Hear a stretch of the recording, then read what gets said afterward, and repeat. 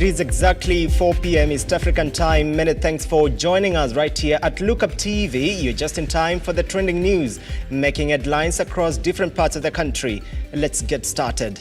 The Azimio La Umoja coalition leader Raila Odinga has called out the government over the current price of oil, claiming that the current price of oil has been inflated by 30 shillings as a result of the government's shady oil deal.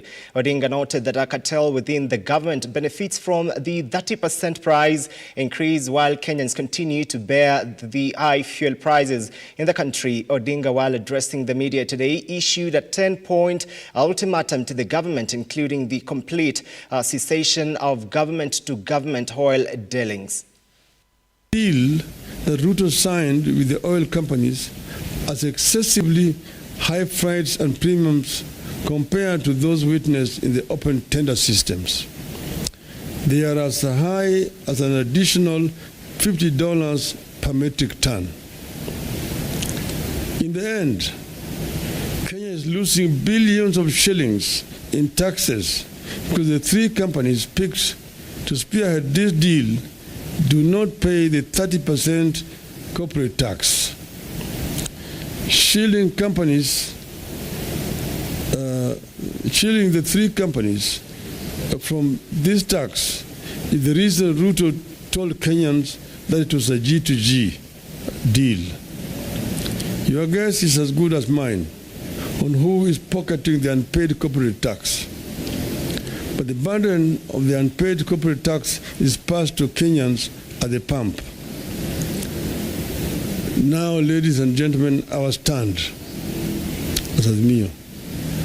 1. Ruto must immediately cancel the contract and revert to the open tender system, which ensured guaranteed supply of petroleum products. It has assigned responsibility to various players as opposed to the so-called G2G that is making Kenyans depend on inefficient and corrupt players. The open tender system was efficient, accountable, and competitive, and offered prices commensurate with international pricing model. 2. The Ethics and Anti-Corruption Commission needs to move in, not to sanitize, but to get to the bottom of how and why we got into this deal and who is benefiting from it. Barely a week after surviving a second impeachment trial in 1 year, Meru Governor Kawira Mwangaza has now says she will support calls to have the county government dissolved. Mwangaza noted that she is ready and willing to seek fresh mandate from the people, citing frustrations from the members of the county assembly who are plotting to paralyze operations in the county by impeaching several of our county executive members and chief officers. Governor Mwangaza said, and I quote, "There are many organizations collecting signatures to dissolve the Meru County. As the governor, I think they should do what is good. If that dissolution is how citizens will get help, I will support them."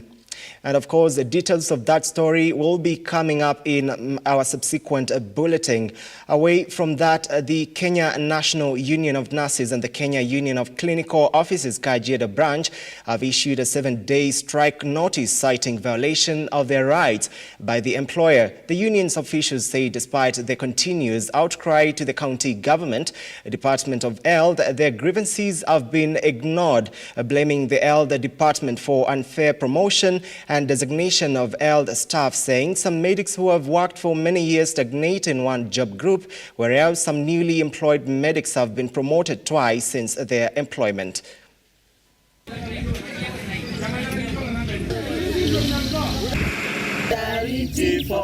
Mimi naitwa Sadera Alfred.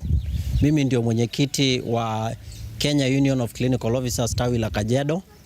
Na sababu yetu kuja hapa leo ni kwa sababu ya mambo na changamoto ambazo zinakumba wafanyikazi wa kitengo ama department ya health. Kama siku 10 zilizopita tumepeana strike notice ya kueleza kwamba kuna mambo ambazo sisipozingatiwa ifikapo wiki ijayo sisi hatutaweza kuwa kazini kwa sababu ya zile changamoto. na changamoto ambazo zimetajwa katika ile barua, moja ni issue ya promotion na resignations, na ya pili ni mambo ya shortage, na ya tatu ni kwa mambo ya uzeeni. Kuna deductions ambazo zinafanyika katika department ya payroll kama wafanyikazi na hayafiki kwenye inafaa kufika. Saa hii ukiangalia katika statements ya wafanyikazi wengi, hiyo ni karibu miezi 10 ambazo asija remitiwa katika ile malipo ya uzeeni maarufu kama CPF. Kwa hivyo sisi tumekuja hapa kuambia umma ama the general public that ifikapo siku ya Jumatatu, kama hakuna jambo ambalo limetendeka ambazo katika changamoto zetu zile hasijazingatiwa na mwajiri wetu, tutakuwa tunaenda nyumbani mpaka wakati ule itaongelelewa. Hundreds of residents in Kiwanjani area, Isiolo County, are counting losses after raging floods from upper regions of Meru County caused massive destruction of their homes and crops. The residents are calling the county government and the national government as well to come to their rescue, as they have nowhere to run to, while calling on the county leaders to move with speed and help find a way to divert the water into existing waterway and help avert more destruction.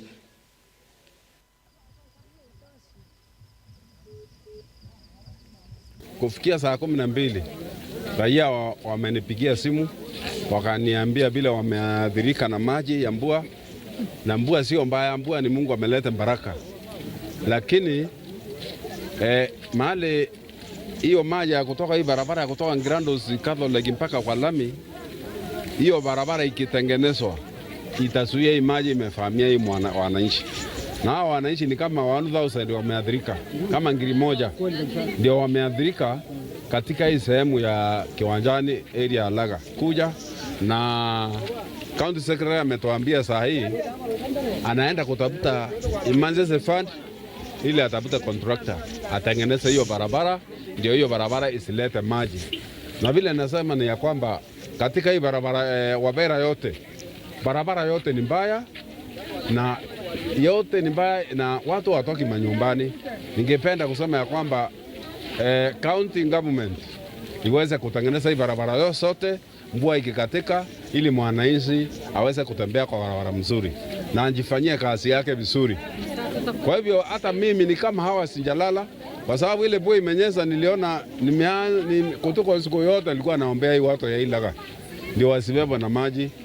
Kama vile nakwambia imebeba chakula yote, kila kitu imeenda.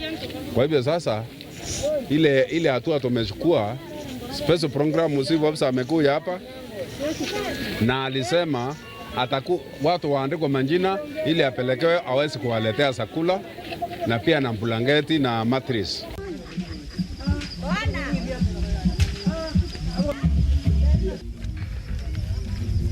Lack of political goodwill and inter-county boundaries wrangles have been termed as the major obstacles in the quest to ensure complete registration of community land in the northern Kenya. This comes as the only 20% of community land has complied with the registration 7 years after this Community Lands Act was enacted. During the summit that was ongoing in Samburu County, politicians have been blamed for derailing the process as they continue shelving large tracts of community land for their own benefits, especially trust land. The summit, organized by the Impact Kenya, brings together all the 24 counties that have communally owned land in arid and semi-arid areas to forge a way forward on land ownership and natural resource management. Land, it was a challenge, but currently in our case, Kamude, after registering our community land, so there is a light at the end of the tunnel. Women are included because the act says everybody who is over 18 years must be in that register. So currently we feel that women are part of the process because they are among the community land management committees. Even our vice chair is a woman. No, our secretary is a woman. So currently we feel women and youth are more inclusive, are more included in the management of the community land.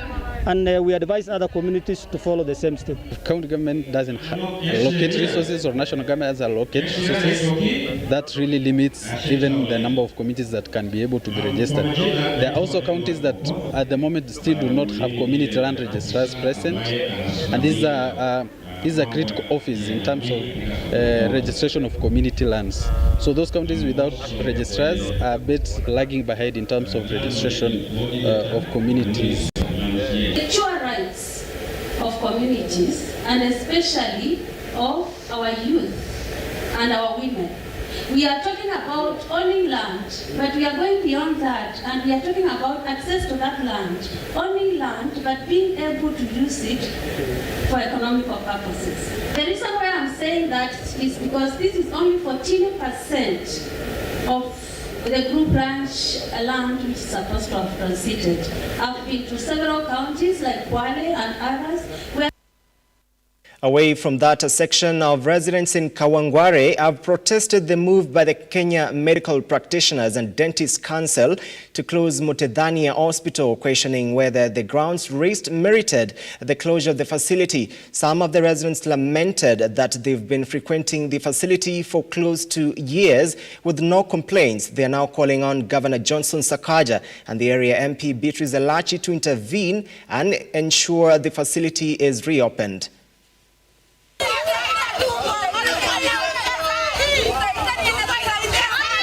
Kwa majina naitwa Titus Wafula, mimi ni mzaliwa hapa Kawangware 56. Nimezaliwa hapa katika hiyo hospitali ya Mutedhania in 1990. Nimelelewa hapa, nimepata mchumba, watoto wangu wamezaliwa hapa, na ni hapa ndio penye nimekuwa nikipata matibabu ya watoto wangu. Hadi hivi sasa vile ninaongea hivi, watoto wangu kuna yule mdogo amekuwa mgonjwa. Huwa ninatumia hiyo hospitali. Nikikuja hapa ninatibiwa, hata kama sina hela natibiwa, na baadaye nakuja naleta pesa. Hakuna hospitali nyingine inatusaidia hii Kawangware kama hii Mutedhania. Mutedhania imekuwa ni hospitali kipaumbele, inasikia malilio, inasikia vilio vya watu. Tukikuja hapa unahudumiwa. Tafadhali sana naomba, tafadhali sana naomba mbunge wetu pamoja na gavana wetu, Mheshimiwa Gavana Sakaja, njoo utusaidie. Hiyo hospitali imefungwa. Hatujui imefungwa kwa nini, tunanyanyaswa. Watoto wetu wanaumia, jamii zetu zinaumia, wamama wanataka kujifungua wanashindwa. Tunaomba tafadhali hiyo hospitali ifunguliwe. Kuto wamefungua kesho. Sasa mimi ni mtoto wa nani? Kwa hivyo naomba Sakaya ekuja. Hundreds of residents in dry, arid areas of West Pokot County have benefited from the free medical camp on ailments including neglected tropical diseases, courtesy of the Drugs for Neglected Diseases Initiative, a research organization in partnership with the Rotary International and West Pokot County government. Residents have received free consultations for common ailments and drugs to treat them as Komboni Kalchelimba Girls. West Pokot is among counties with many cases of Kalaza, with more than 700 cases reported every year, in being the second most fatal parasitic killer after malaria.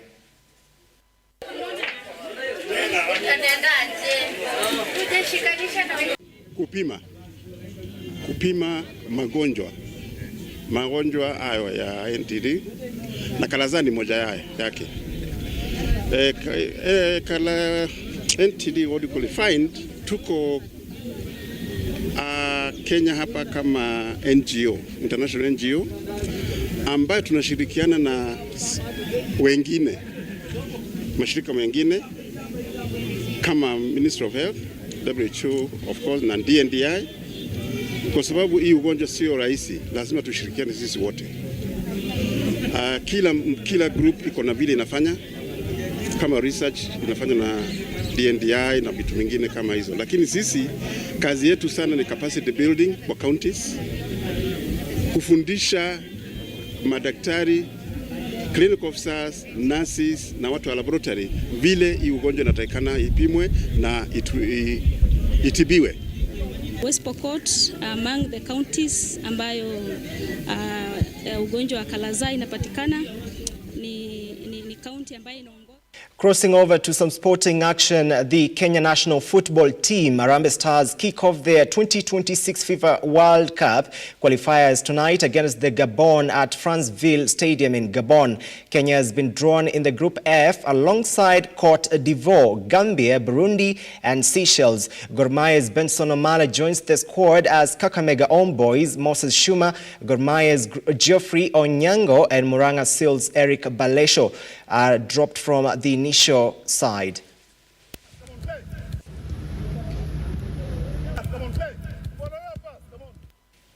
And that is it from the Trending News Desk. Many thanks for watching. My name is John Matava. Please make sure that you tune in our subsequent bulletins at 7 p.m. and 9 p.m. Have a good evening.